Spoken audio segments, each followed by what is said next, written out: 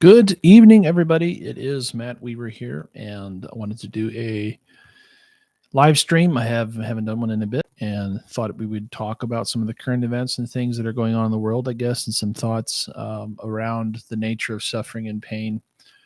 And one of the really is one of the great mysteries of the Bible, or the world, and certainly affects in our biblical narratives and worldviews, like it's something we have to deal with from a theological standpoint.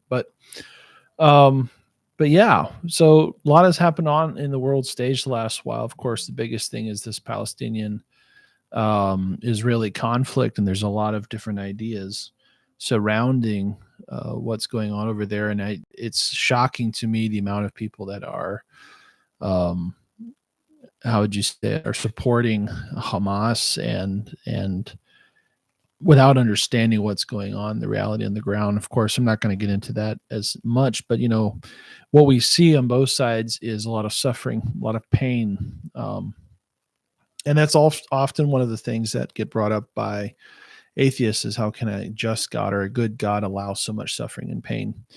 And I'm going to speak to that, at least through the little light that I have on the subject.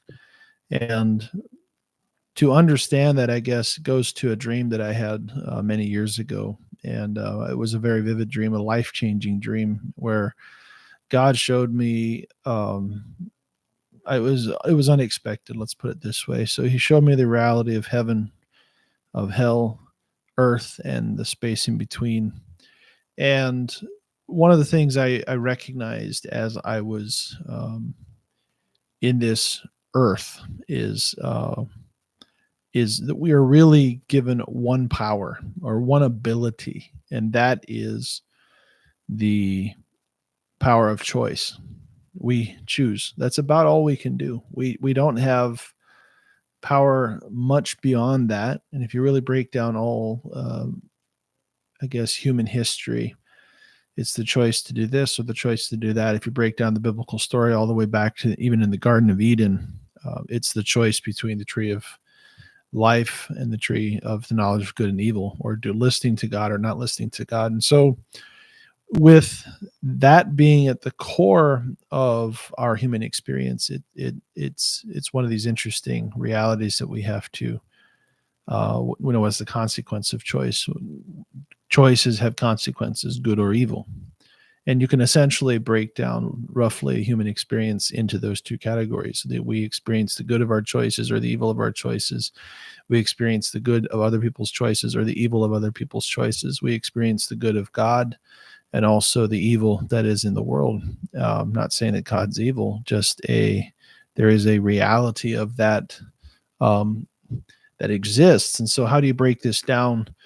And how do you live in this? How do you reconcile the challenges that we have in the world from a biblical worldview?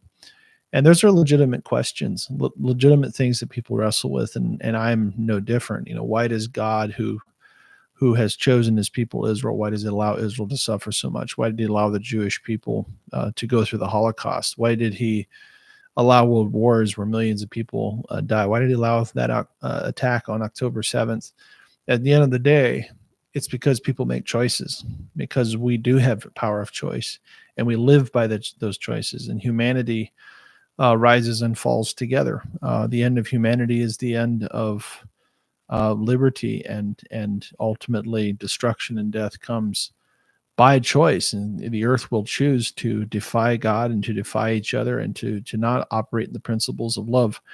I will also say this, that it's an interesting thing that I've observed is when, blessing, the type of blessing we receive in this world is blessing that we get when we, and I hate to use a modern word, I guess, for this, but when we align ourselves with the goals and purposes of God. So when we love each other, when we respect each other, we do good to each other, we protect each other, protect each other's assets, resources, and things of that nature.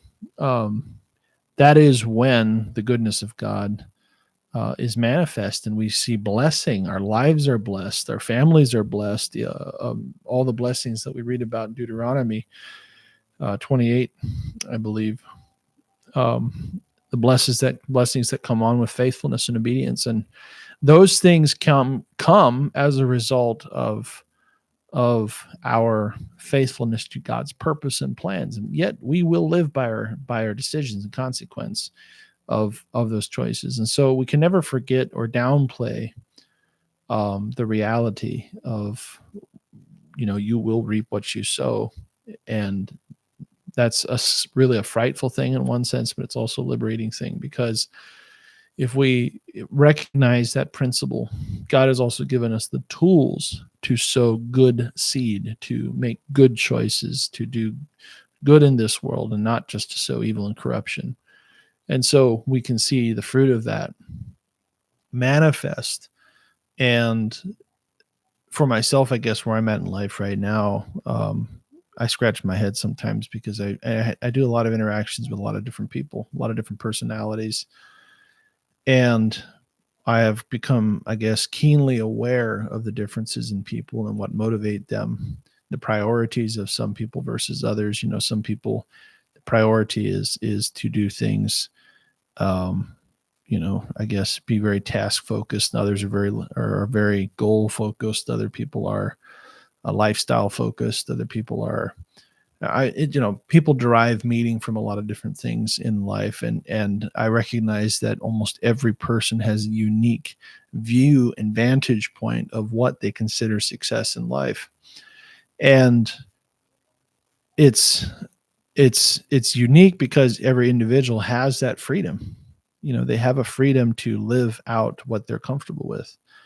But the consequences of that freedom is that in our places in society and in humanity, we can cause great harm. Our goals and the things that we want to live out can cause grief and can cause suffering and can cause confusion, and all of that on the backs of aspiration. And what people might be aspiring to try to accomplish in things in life can cause tremendous frustration for people around. And it's one of those things that, what is right? I don't know. What is good?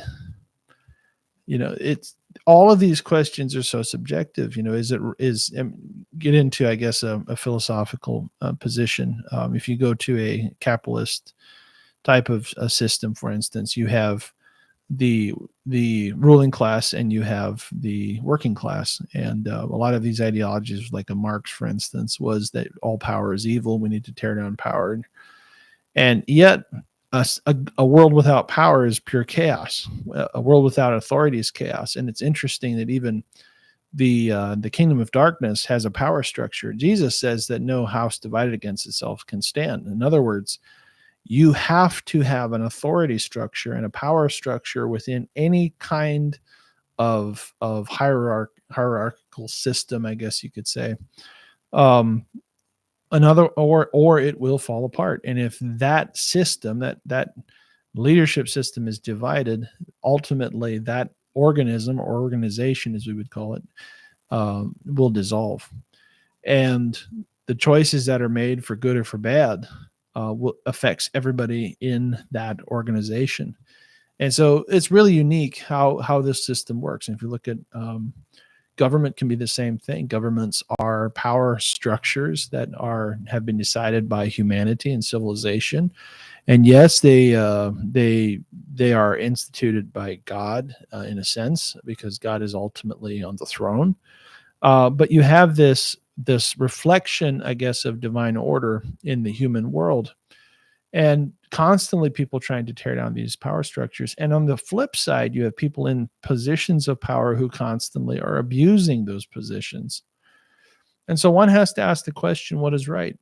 What is wrong? Why is there pain and suffering? Why are these realities that we experience in human life so measurable, so consistent, so discernible, so reliable?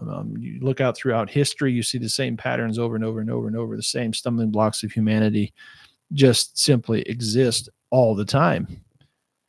And so why? And again, it comes down to choice. Why did God allow sin to exist? Why did he allow or create a space for sin to exist? Why did he create a space for decisions to be made and choices to be made? And at the end of the day, all I can say is that he did it for his own glory. And I don't know the end game. I don't see the end game from his perspective. I see it from my perspective and a human perspective. And I scratch my head sometimes. We have free societies in a sense, and there's a responsibility with that. But, I have aspirations as a human being. And a huge part of life is, am I willing to crawl over the shoulders of other people to achieve my aspirations? Am I willing to potentially hurt people to reach my goals? Am I willing to take time away from people's finite lives to achieve a better life for myself, and so that I can live in a superior way? And again, these are just some of those questions related to this issue of pain and suffering, because there's a lot of pain and suffering that comes from leadership, bad leadership, evil leadership. If you look out throughout history, whether it was Roman emperors or dictators, leadership plays a key role in the suffering and the outcomes of the people and under them. And how do they even get to power? And God does say that he establishes leadership, and he, of course, builds and tears down nations. But it's fascinating to me in a fallen world that this institutional kind of metric is still a God-given or God-instituted reality. And so it makes you think, if God created this type of reality and suffering is a part of the system, and pain and feeling and emotion and all these things tied together, how can, if it's a loving God, how can that be? How can he have allowed people to do such things to each other? And again, it comes back to what I believe he showed me as the root, which is that he gave people choice. And every day and every moment you have a choice in everything that you do. I've kind of recently come to the conclusion that you cannot make a decision that will not have unintended consequences. You cannot make a decision that has some unintended consequences. And that's going to be for evil or for good. But if you decide to choose, for instance, to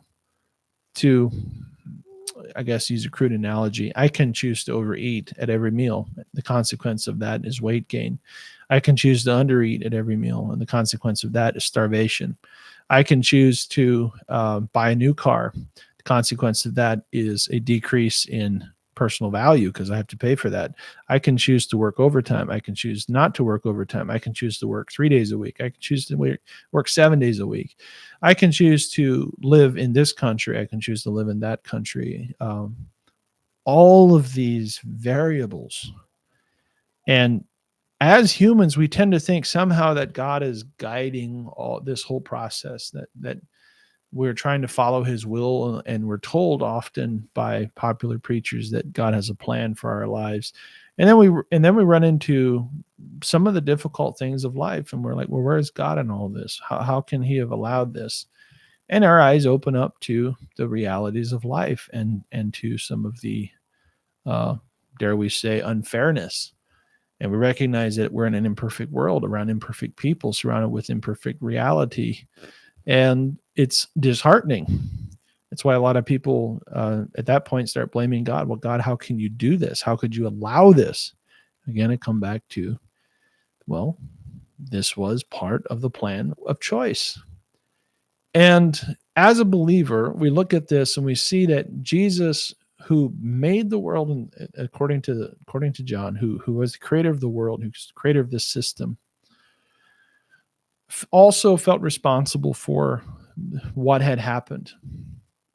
And we don't necessarily, we read different things in scripture that, he was slain from the foundation of the world, that he was a, and how do you process that? It was slain from the foundation of the world. I mean, we understand maybe the context surrounding it, but ultimately, is that the intention, that suffering is a precursor to glory, that glory comes after the suffering. And so as we live our lives in this world and we deal with things, we all develop a story that is unique to all of our experience. And that ultimately that story in a redemptive context can be told to the universe, and we can benefit from the joy that that brings to God, to see how we came out of this suffering into his presence and into eternity, and it glorifies him. It's very well, it's very likely that's probably the case. But it's like, God, how could you allow us to go through all these difficult things? How could you do that? At the same time, is, yeah, it's perfectly amazing to have these choices. I love to be able to be self-determined, to make a choice, to live by that choice and the consequence of it. It's fulfilling as a human, but it really is a challenging subject, and it's not. I haven't heard anyone have good answers. However, I will say this: God did not leave us stranded. In fact, Jesus came from a divine reality into this human reality, and he had a human experience just like the rest of us. Even though he was the creator of this reality, he came into it, and it was not to just deliver us out of there, to just take us out, but to ultimately um, to keep us while we live, and then also to hold us when we pass from this world, and so that we could be with him forever, wherever that is, as in heaven, where he is now with the Father, but ultimately when he comes back to the earth, that we are with him forever. And so this experience seems to be connected to our eternal destiny, that our suffering that goes on in this life is connected to the reward and to the joy and to the release that is granted to us when he gives out the rewards. So in light of that, Paul writes these words of tribulation, like being joyful, being joyful when we go through difficult things and tribulations. Jesus himself said, if they hated me, they'll hate you, and to rejoice greatly, because if they revile you, the great is a reward in heaven. And so it seems like pain and suffering, part of the recompense for what we go through in this life, is some kind of eternal repayment in the age to come, and also in heaven, or in the heavenly reality, as we leave this body, that we are paid for what we've been through. And so perhaps it is a vehicle of restitution somehow. I don't have all the answers. I just don't. I know in my heart that nothing unjust will ultimately stand. God, as a just God, as a creator, with all the factors at play, is going to do the right thing, and it's going to reflect properly on his character and his nature.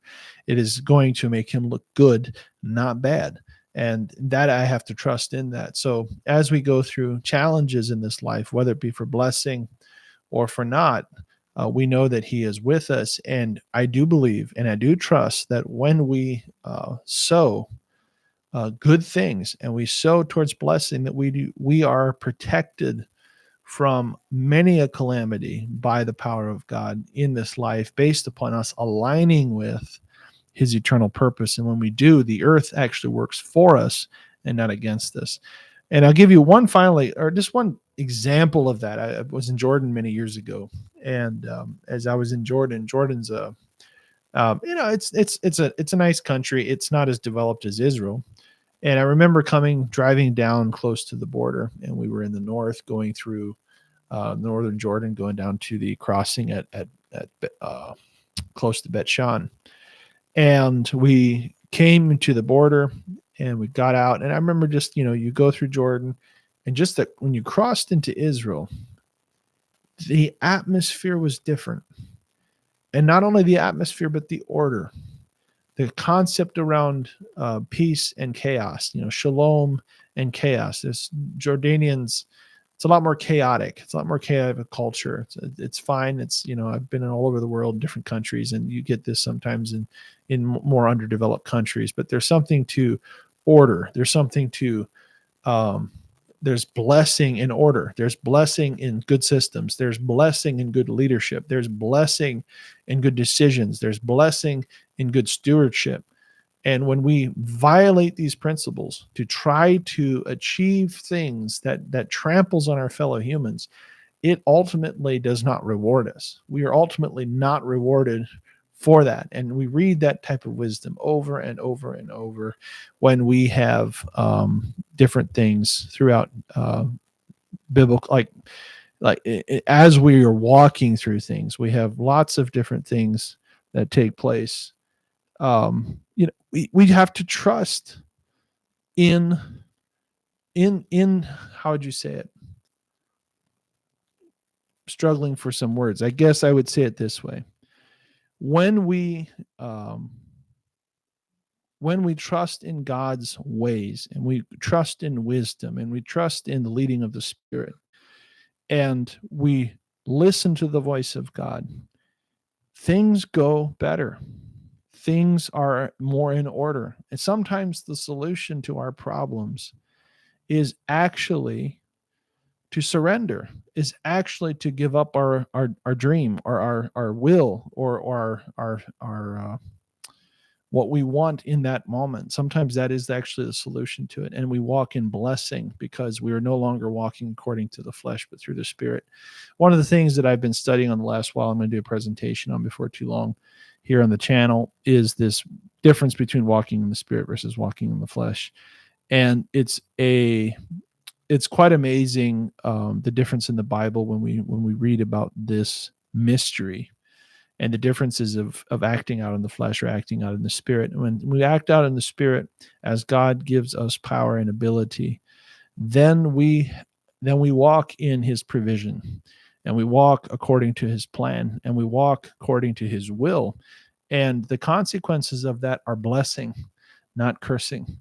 And it is a wonderful principle for us to reduce the chaos in our lives, is to welcome in the principle of shalom and peace and submission to God, and ultimately into His order plan.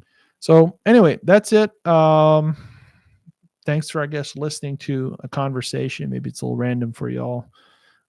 This is just the types of things that go on in my head. So as I think about life, and I think about all the challenges that that we face as humans, and I empathize so much with suffering and challenge and difficulty, and it's something we all face. So anyway, God bless and shalom.